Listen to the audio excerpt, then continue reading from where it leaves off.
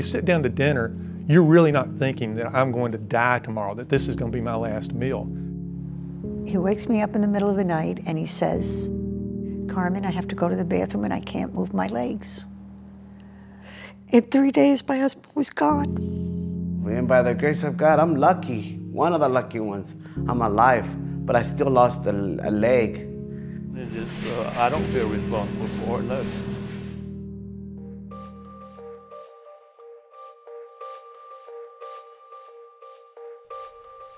Since 1989, more than 700 people have become gravely ill from Vibrio vulnificus, bacteria found in raw oysters from the Gulf of Mexico. Vibrio vulnificus is the deadliest foodborne pathogen that we know of. Once it enters the bloodstream, the infection ravages the body. Victims suffer blistering skin lesions and grossly swollen and discolored limbs that may require multiple surgeries or amputation. Death is swift, typically within days. The oyster industry and the nation's food safety regulators know how to prevent this. Treating oysters with low heat pasteurization, high pressure, or quick freezing kills the bacteria. California began requiring treatment in 2003. Deaths in the following years stopped. California in 2003 passed a law or a regulation that said you can't sell raw oysters from the Gulf of Mexico unless they've been processed to kill Vibrio vulnificus. The result of that was they went from having about 5 illnesses a year down to 0. And that's an amazing turnaround. This is something, this is a problem we can solve. But the oyster industry and its supporters in Congress have rejected requiring treatment nationwide. They argue that it would devastate the industry. They say those susceptible to the life-threatening infections are a small number of mostly chronically ill people who should know better than to eat raw oysters. Yeah, if you look at the reports of people that's gotten sick or even some of the deaths in the past 10 or 15 years, the person probably shouldn't have been eating raw oysters in the first place, and they probably knew it.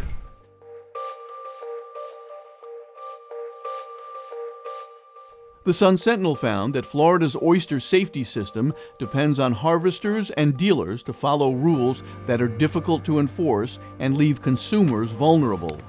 The penalties for violating those rules are light, if any. 4 people died in just 6 weeks from eating oysters traced to Apalachicola Bay seafood in Florida's Panhandle. Inspectors found that suspicious, but did not fault the company. I don't feel responsible if he ignores the warnings on the boxes not to eat them if you're sick. So, now, if he go ahead and that's like telling somebody, if you can't swim, don't jump off that bridge up yonder. Healthy people aren't at risk of serious infection, but Vibrio vulnificus quickly becomes life-threatening in some with underlying conditions, such as liver disease, diabetes, cancer, or AIDS.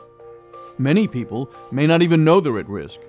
Consuming 2 to 3 drinks a day can cause liver damage years before symptoms develop, and millions of Americans have undiagnosed diabetes. Jose Luis Ruiz said he had seen the warnings on restaurant menus, but didn't know he had a condition that put him in danger. No, I had anything. You see the fine print where it says do not beware of eating raw seafood, but it didn't pertain to me at the time because I felt healthy. I didn't have a clue, that anything was wrong with me. Most people expect to get sick from eating oysters on occasion. They understand that there's a risk of that. What they don't understand is the seriousness of the risk. You may lose an arm, you may lose a leg, and of course you may lose your life. According to government data, since 1999, an average of 1 person a month in the United States has died after eating oysters. Raymond Cordes was one of them. A diabetic, he ate an appetizer of 3 raw oysters while on vacation in Hilton Head, South Carolina. Soon after he returned home to Fort Myers, the 81-year-old retired life insurance executive told his wife he couldn't get out of bed. One of the doctors said to me, "Your husband is a very sick man. He may not make it into the operating room." And then he told me And then he told me that they had to amputate his legs and his hand. And I think I was numb from then on. I did expect that if he was going to go through all that at least he'd live.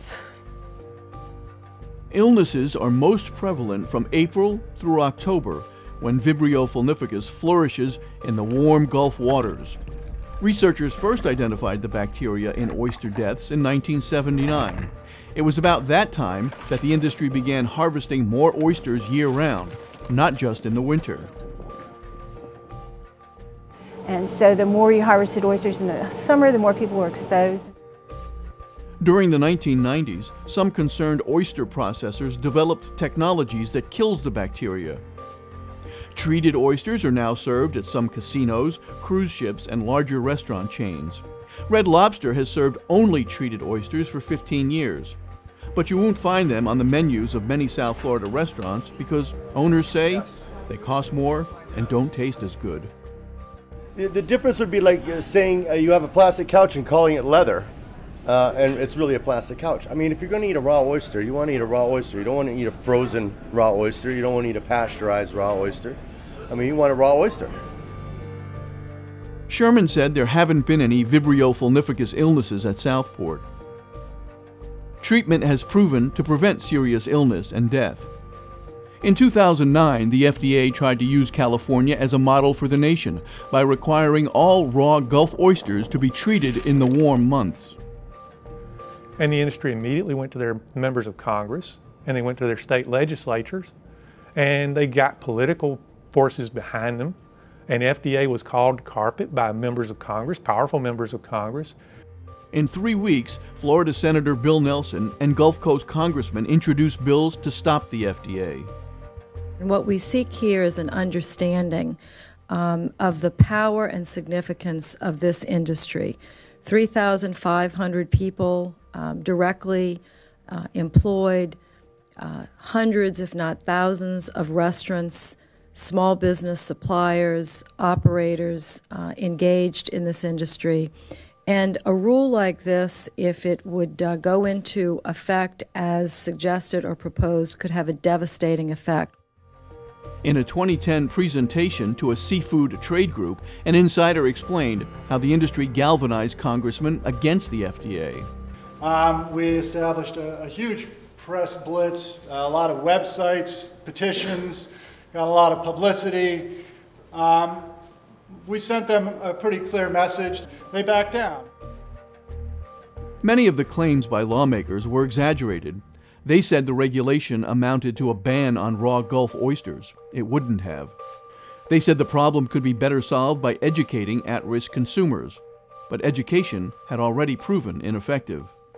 They said it could put thousands out of work and triple the cost of oysters. A study for the FDA later showed the effect on jobs and oyster prices were overstated. But it worked. The industry not only defeated the FDA, it got a law passed requiring congressional approval if the agency ever tried to require treatment again. Kimberly Bliss blames congressmen and their industry for her mother's death.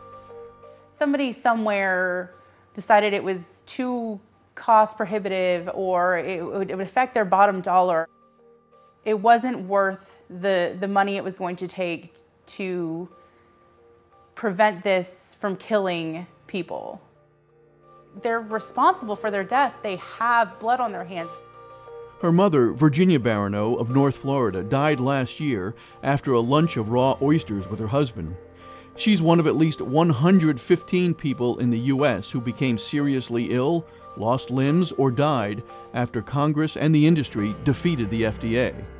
Wait till it's your mother. Wait till it's your sister or your brother that simply goes out to happy hour, eats some oysters, and is dead in 6 days.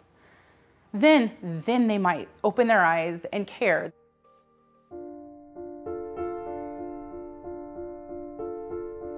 Cordis, the Fort Myers widow, said losing her husband so unexpectedly was shocking enough, but learning that his death was preventable is infuriating. You're not dealing with objects, you're dealing with people's lives. I understand there is a treatment, and they had an opportunity to use it, Instead of lobbying or doing whatever it is that they're doing to prevent it because they're worried about their industry, how about worrying about the people? Ruiz, now 54, lives with constant pain. The stump of his left leg, cut 8 inches below his hip, twitches and pulsates so much it sometimes jolts him from his sleep. He uses a motorized scooter and crutches. A prosthetic leg is too painful to wear. I have pain every day, 24/7. I feel like my leg's there, and I feel like it's somebody sliced my foot, and I have the skin's hanging. I feel like I have barbed wire around my ankle, around my calf, that it's not there, and then pain in my knee. Following his amputation, Ruiz could no longer run his business, making custom stone and brickwork. The business went down. I mean, I couldn't do it with one leg anymore. Yeah, I lost everything, a lot. I mean, I'm alive. I thank God for that, but you know, it's really changed our lives.